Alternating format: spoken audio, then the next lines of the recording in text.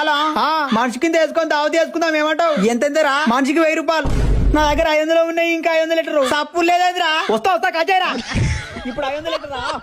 అరే రాజమౌళి, నా ఫోన్ లో బ్యాలెన్స్ అయిపోయినాయి. జియో 300 నెల రోజులు వేయరా. అబ్బా ఏం ఆఫర్ రా చేసిన నాయన. అమ్మ ఫోన్ లో కూడా అయిపోయినాయి. వేయాలి నాయన. ఏజయ్ ఎంతనే? ఎయిర్టెల్ 3 నెలలు వేసాయి.